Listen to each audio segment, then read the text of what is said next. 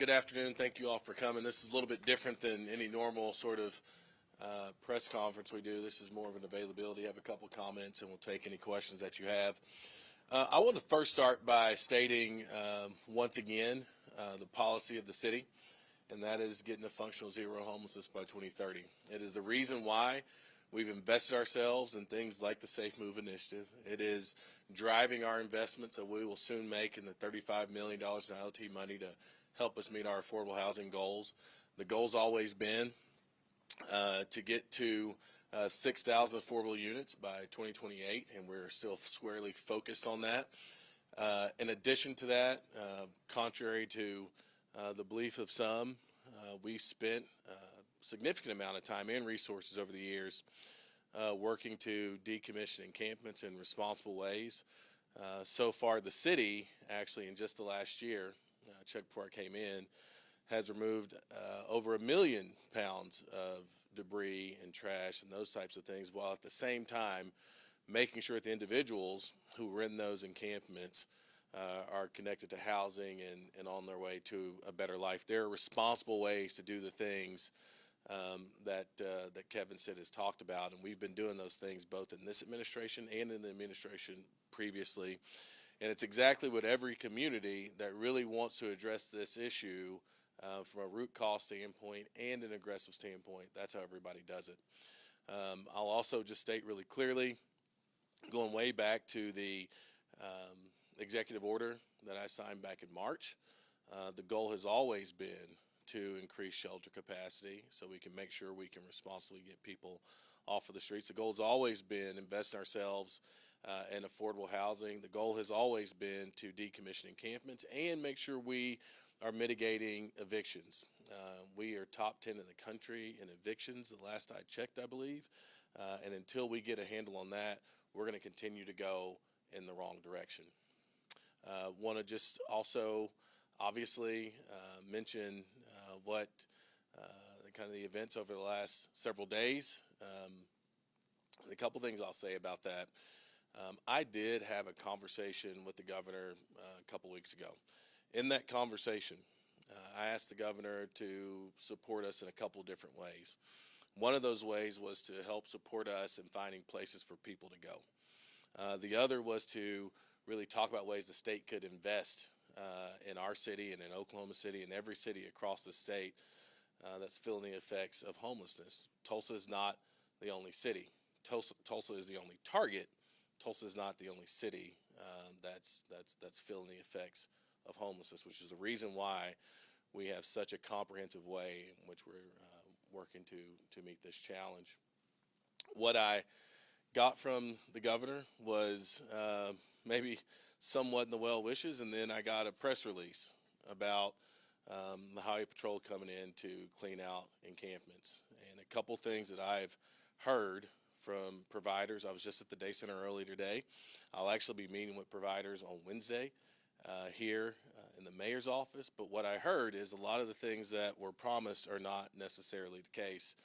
What I heard was folks have been given 24 hours notice. That is not the case. What I heard is that OHP was going to transport people to find the service they're looking for. That is not the case.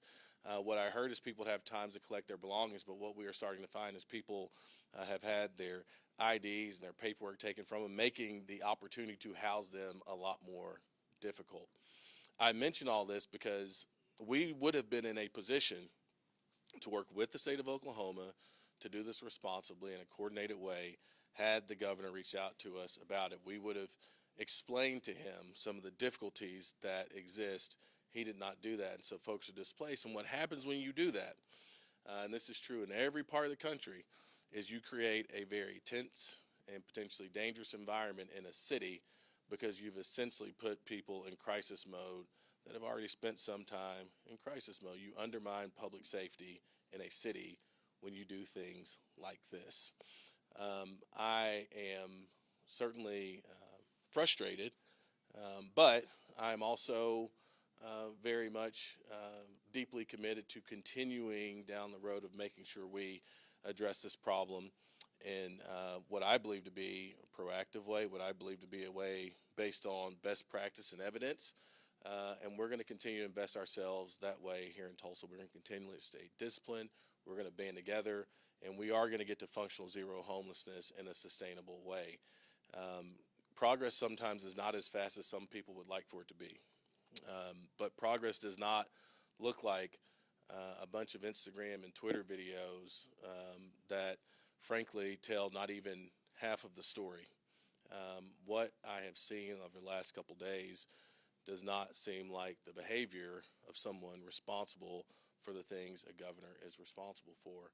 And so if nothing else, I hope that maybe the governor will listen to some of the stories, understand the impact, maybe actually, understand how this issue is impacting other communities. And so Tulsa's not just a target, but Tulsa's part of a broader solution.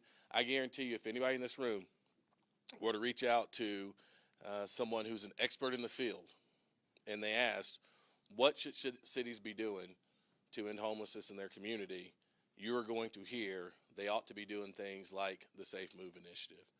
You will hear that if you're going to decommission campus, this is the way that you do it. You do it the way that we've done it with our law enforcement community, with the fire department, with mental health providers, with housing solutions, with folks who are actually going to be there to ensure that people can get to places to improve their lives. That's how we do it here. That's different than maybe how it's thought about in the state of Oklahoma. And I will just say, there's been a lot of folks that have asked me about the political side of this, the partisan side of this. And one thing I'll double down on is that you don't just have to ask me. I saw comments from Sheriff Regalado, who's a Republican. He said you can't incarcerate your way out of this problem. I've talked to a number of my former colleagues in the legislature who all agree. If you go back and look what states like Utah have done, Republican governor, Republican legislature invested $66 million into homelessness because they understand that root causes matter. Not for nothing, the Tulsa Chamber will be going to Salt Lake City to see how Salt Lake City has had so much success. One of the things they will learn is they met the moment on this issue with resources, with best practices that address root cause issues, and for those reasons, a community of business leaders from Tulsa will be going to Utah to understand how do you get there on this issue and so many others. With that, I'm happy to take any questions anybody has. I'm sure maybe there's a couple. Has the governor's office reached out to you since Operation Safe began? And are they No, they have not. And I know for sure the governor has my cell phone number. The governor just told Fox 23 that the mayor's housing plan cannot keep up with the inflow of homeless people coming into Tulsa. Do you believe homelessness has gotten worse because people are said to be busing those who are experiencing homelessness? So I'll tell you, the year before I got elected, homelessness grew by 23% in Tulsa. This year it grew by 4%. So if the governor says that my policies won't keep up with people coming in, I will remind him that before December the 2nd, they weren't my policies and they got worse. However, he was the governor, and so maybe it was some of his policies that couldn't keep up with the inflow of folks who are homeless. I feel like we've gotten to a place where we've been able to see it plateau, which is actually a trend across the country, so I won't take credit for that necessarily, but it puts us in a position to bring best practice solutions to decrease it and eventually end it. And so, for some reason, I think he might be under the illusion that homelessness in Oklahoma, homelessness in Tulsa started on December the 2nd of 2024. I think anybody can probably go back and do the research and they'll find it started a little bit before that. And if we don't all come together to address it in sustainable ways, it's only going to get worse, and the impact to citizens is going to get worse. And so that's what we're really focused on right now. So, the governor saying my policies won't keep up, it's not actually backed up in the facts and the numbers. But this is all about taking accountability. I will tell you, do I think that homelessness in Tulsa is my fault? No, but it is my responsibility. And I am holding myself accountable for getting us to a better spot. I am holding myself accountable to ending homelessness by 2030, and that means we have to start now. That's different than a leader who's simply talking about somebody else's policies, who's only been in office in 10 months, not taking any accountability and frankly, wanting us to applaud him just cleaning up the right-of-ways, for which the state's always been responsible for. The state's always been responsible for those areas. We've done a lot of cleanups in those areas before, but that's always been the state's responsibility. I said it earlier today when I was on the radio. It is almost like when I was younger and my mom told me to clean my room, and I didn't do it immediately, and I waited for a long, long time to get it done. I finally got it done, usually on Mother's Day, because that was my gift to her, and I wanted her to celebrate me for cleaning up my room. I don't think it's time to celebrate for simply cleaning up your room, and certainly doing it in a way that's caused a lot of chaos in the city because of the lack of coordination. You know, when you and the governor spoke on the phone initially, was there kind of a debate? Was it just an exchange of wish lists? Like, where are you guys disagreeing, I guess? Well, I don't think that on the phone we had a lot of disagreement on this issue. I'm a big believer that if you got something to say to somebody, you say it to them when you're on the phone with them, or you say it to their face. You don't say, oh, yeah, a bunch of niceties and go on. We did have a spirited debate on tribal issues, but that was separate from the conversation around homelessness. I walked away, and I don't know if I said it at the time, but I walked away somewhat encouraged. That's why I was so surprised to see the rhetoric from the governor and all the videos about Tulsa. And I was confused because of the conversation. I was confused because the data doesn't back it up. I was confused because crime is actually down in all categories. We got our challenges, but I was confused because somehow, some way, it wasn't until August of this year that the governor realized that homeless folks were in the state of Oklahoma. And it wasn't until August of this year that the governor realized that they only were here in Tulsa. But that's not backed up by anything else. So I thought we had a great conversation. The governor left a few things out of that conversation, and I think you can understand why he may have left them out, because I don't think that my guess is he probably would have guessed I wouldn't appreciate it. But I think if we're going to solve problems together, you can't lie to people on the phone. Right here, and then Elizabeth. Right. How long do you expect Operation Safe to continue? I don't know. I've not talked to him. He's not talked to me. What I can say is, I think there's a whole bunch of people who work for OHP who were trained in one of the best law enforcement agencies in the entire country on how to keep people safe on the highways. We were told they can't do the highways anymore. We were told they couldn't be in Tulsa. Now they're cleaning up trash and that kind of stuff. And all those things are important. But I think about the waste of resources on that standpoint. I can't imagine that there's anybody in that agency that, if they could be honest, would say this is something that they should be doing, is my guess. I imagine if I went and talked to my former colleagues in the legislature, they would probably say this is not something that we should be doing without coordination from the city. Again, we are the one city where that is true. So I have no clue how long it's gonna last. I hope, frankly, that even in the midst of all this disagreement, that if it's going to persist for a while, that maybe somebody from the governor's office or the highway patrol is willing to pick up the phone and have a conversation with us about how we do it better together and how we maybe pull back and make sure we're serving people. As I understood it, and I've not obviously been in encampment when OHP has showed up. What I understand, though, is that people are given an option for jail or to move. Well, nobody's been taken to jail, and there's no confirmation from OHP they've actually connected anybody to a service. So I just don't really feel like that in and of itself is sustainable. Citizens of the city are going to feel the impact of that in negative ways if it persists for too long. And I know the deal's going to be, oh, well, the city can't handle it. This is somewhat of a manufactured crisis by doing without coordination with the city. And so my great hope is that it doesn't last long going down the road that's going right now. Well, so it's kind of, my question was, do you think it's backlash to working with tribes, which you kind of addressed that, but it's definitely an echo of what we're seeing in D.C. So how does it parallel with, Trump, and are you worried about, you're about as democratic as they come in Oklahoma? Do you think you're going to continue to be a target? I don't know. That's the decision of the governor. Look, I was in the legislature for 8 years, and 81 of my colleagues in the House when I left were Republican, and I worked fine with them. There are certainly disagreements that we have, but I was always invested in doing what I could to make Oklahoma a better state. I thought when I got elected mayor, I'd have a governor who was only invested in making sure Tulsa was a successful city. I wouldn't have guessed that any sort of political overhang from D.C. or anything like that would factor into that equation.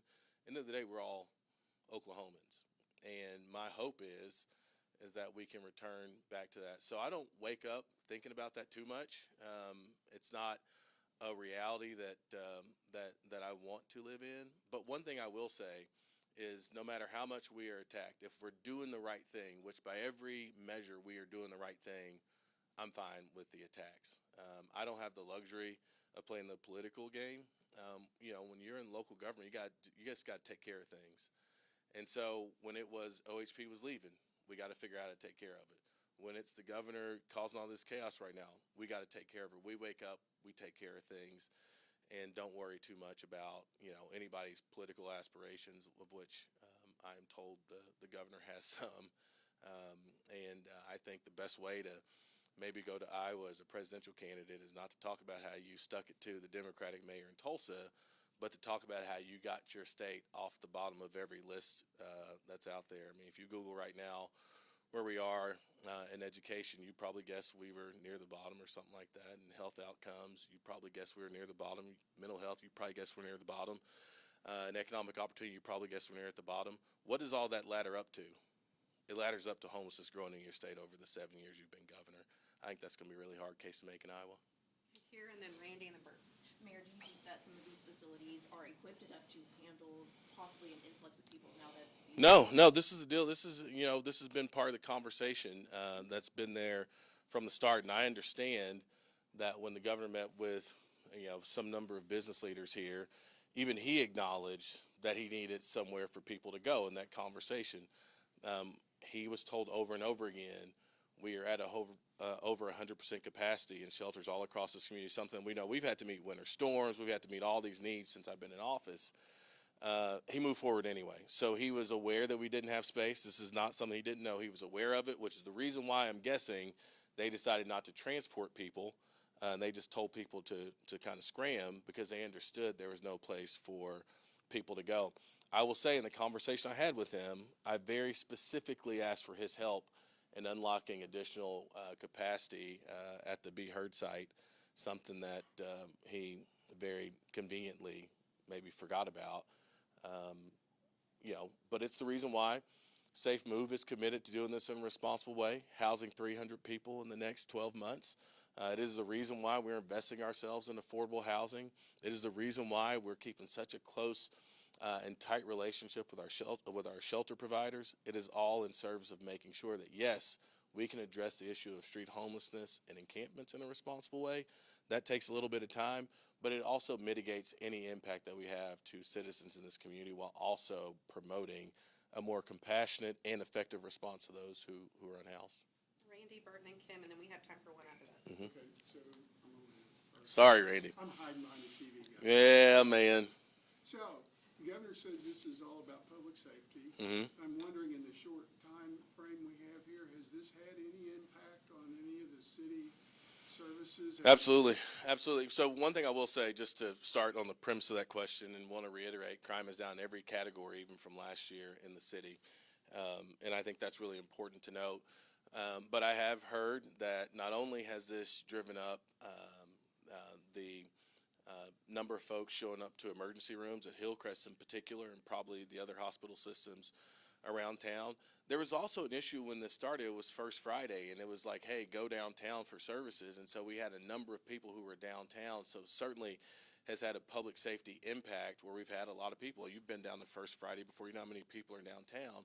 And you're saying, hey, we just very loudly interrupted your life, took everything from you, but go downtown. Well, what condition do you think somebody shows up downtown in?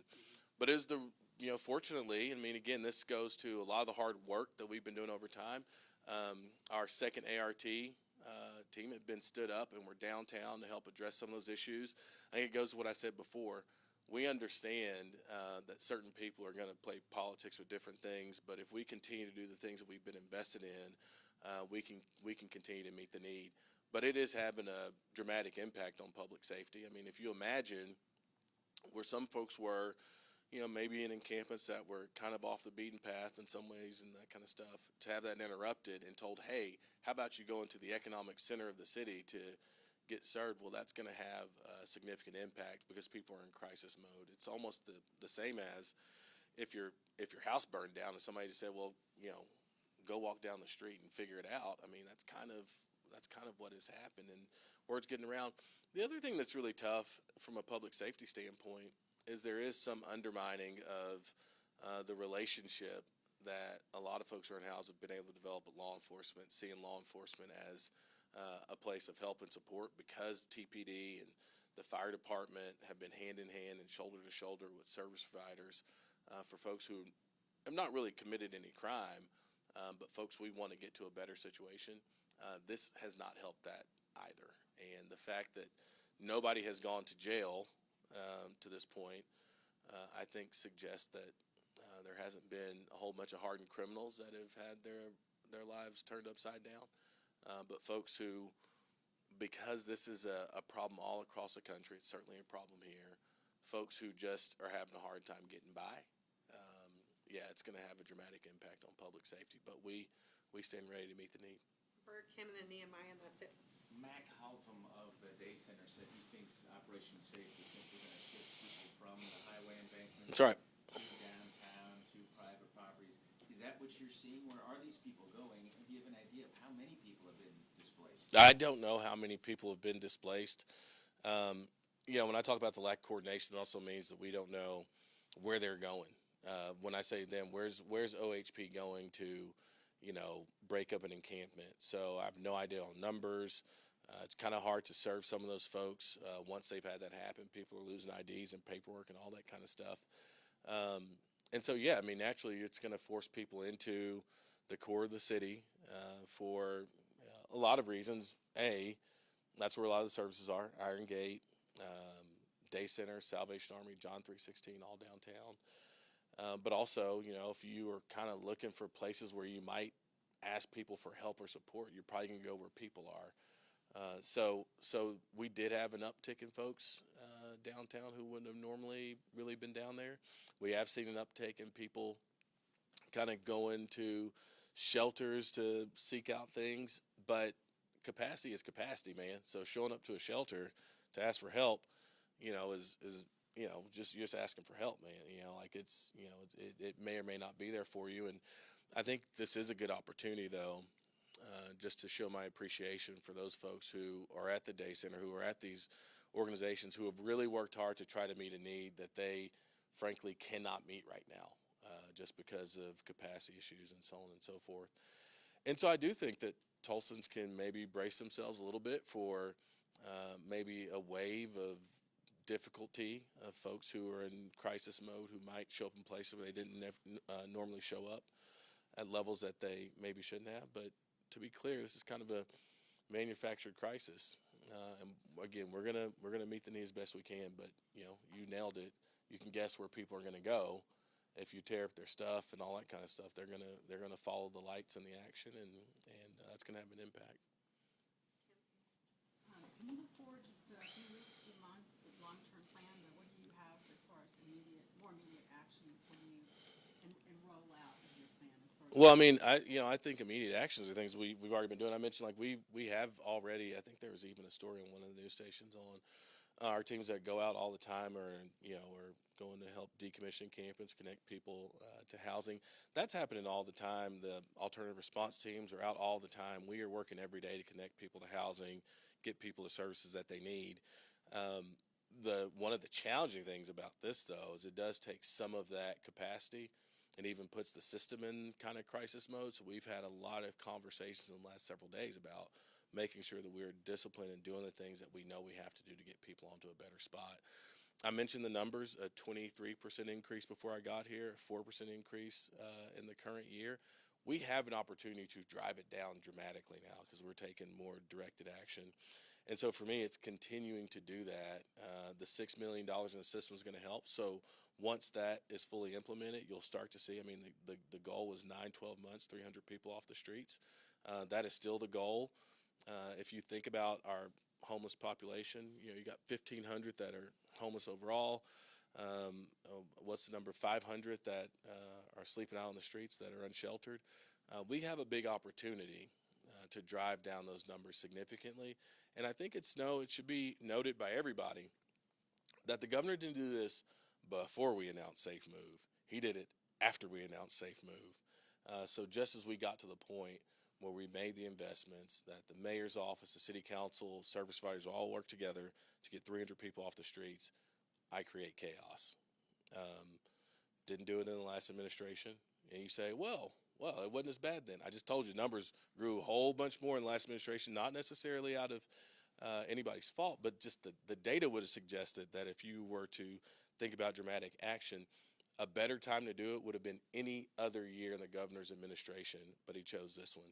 And he chose it as we are beginning to do what I believe is going to be our gargantuan effort to get folks off the streets in the best way possible. Last question with Nehemiah, and then final thoughts for you, Mayor. Yes, so what contingency plan exists if the governor continues to interfere with your projects? Yeah, I mean, I don't think there's a contingency. I think we got to continue to stay very focused on what we're doing. There's people's lives are on the line, and I think for us, the contingency has been a strong plan that gets people off the streets. What's difficult now is I think there's been one or two of the encampments, I'll have Emily check me later, where we had people who were connected to housing, and now we can't find them anymore. So what's going to be